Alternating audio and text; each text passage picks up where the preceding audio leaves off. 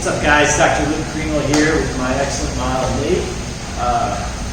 Today's topic is something that gets overlooked a little bit in this performance-based gym setting. And what we're taking a look at is the difference between muscular tightness and neurotension. Right? So specifically, in the lower extremities, we're looking at the movement of the deadlift. All right? And in the deadlift, traditionally, we want to tension the hamstrings, tension that posterior chain to try to derive more stability and power. But what happens is that a lot of times people think that I have a lot of tightness in my hamstrings, and that's why I'm not able to either get the right depth in my deadlift, or maybe they feel back pain.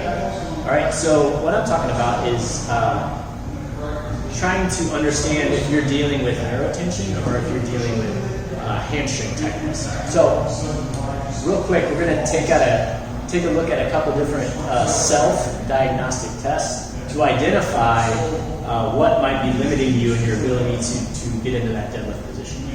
So, for Nate, first we're going to look at his hamstring dysflexibility, and so I'm going to have him just sitting on the edge here. All right, a little hamstring test. So scoot down to the edge. All right, so we have one knee bent. We're going to look at the left hamstring here. I'm just going to have him reach down and touch this nerve. And where do you feel that tightness? Just back into that hamstring. All right. Now, that's not just the limiting factor here. All right? So the hamstring's on stretch. So it could still be some sciatic nerve tension. All right. So what we're going to do in this next test is try to identify if there is some neurotension going on through that posterior chain. Right. So for this one, he's going to slide back up. You want to be hanging off the edge here. Right. I'm going to have him slouch down. Real tight head down. He's going to kick his left leg up, pull the toe towards him. And what do you feel there? Feel there? All right. So still the same spot. What we have to do though is lift his head up. Does that bring the tension off? All right. So that brings it off, but we still have his hamstring lengthened. So there is a little bit of neurotension there. If he scoots back into that hamstring position, he's out again. He's going to go down into that hamstring stretch. He's going to move his head down. Does that change your symptoms? He's still feeling it in the same spot, right? So some hamstring tightness there, right? So what we do derive there is that he has probably a little bit of neurotension in the slump position, but also a little bit of hamstring tightness. All right, so I'm going to have him stand back up. And we're going to get into the deadlift position with the PVC pipe, all right? So he's there. Go ahead and go down. A little straighter leg there, that's fine.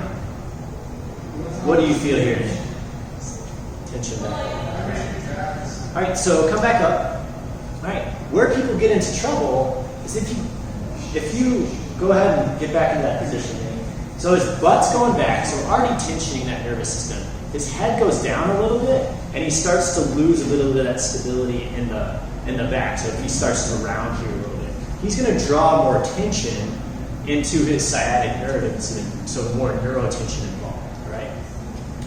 So it's really important that you can identify where your limitations are, and then try to address them maybe before a movement like the deadlift.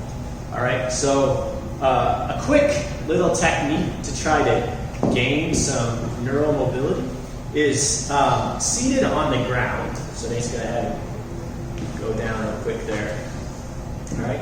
And this is a reach out to the toes. All right. And he's going to reach towards his ankles, down, head down, feet together, Nate. Reaching towards the heels, and he's going to come back up. He's going to make this active. All right.